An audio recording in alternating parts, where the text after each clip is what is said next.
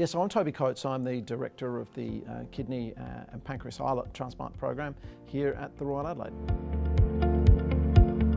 Well, we're very interested in the care of transplant patients who are all immunocompromised because of the drugs that they have to take. And a consequence of that is that they are very susceptible to the COVID-SARS virus, which causes the COVID-19 syndrome. And so what we know from overseas is that people who have transplants who get COVID do very, very badly. And so we were very interested at the start of the pandemic to work out ways that we could protect them. So one of the ways was to ensure that people were actively vaccinated. So we started a really interesting study where we vaccinated the transplant patient at the same time as vaccinating the person that lived in their house. And the reason for doing that is the most likely way that you're going to contract COVID-19 is actually through your household contact. So it made most sense to us to try to protect the transplant patient by protecting the person next to them. And why that was important was at the start of the pandemic, of course, normal people, generally healthy people, were actually level 5 in terms of actually getting access to the vaccine, whereas the transplant patients were up at 1B. So what we found very nicely was that normal people, the household contacts, developed a very robust and strong immune response, which the poor old transplant patients didn't. So we published this just recently and showed very nicely that vaccinating the people around the outside, or so-called ring vaccination, is a very effective way of protecting the transplant patient. So that led us to make some other very interesting observations. And one of the things about taking transplant medicines is that most of our patients are on different combinations of things.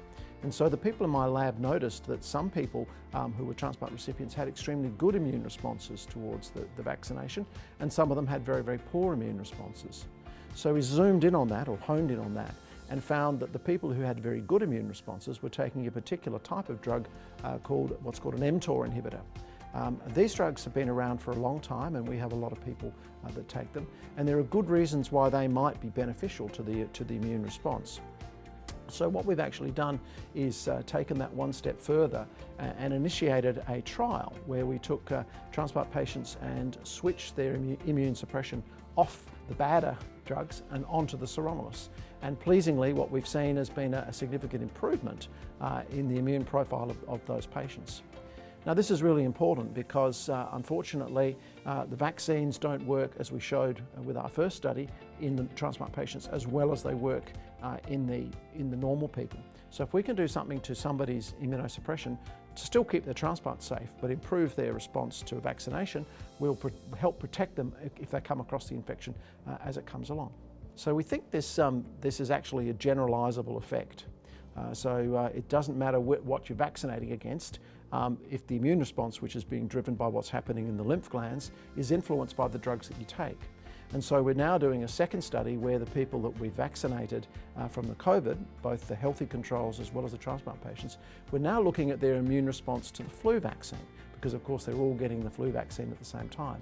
And what we expect we're going to find is that it's generalizably better to be taking one of these particular class of drugs compared to some of the other drugs that people are on.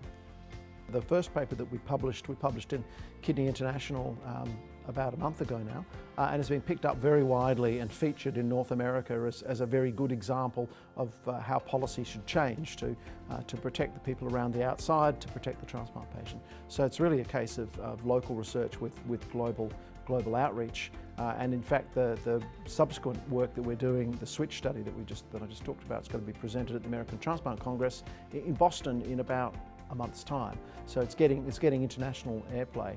So the idea again is to take what we're doing here and put it in such a position that others from around the world can benefit from what we've actually done, and using the cutting edge immunology skills that we have in the biomedical precinct to be able to answer these questions and come up with sensible strategies that will improve the outcomes for the patients.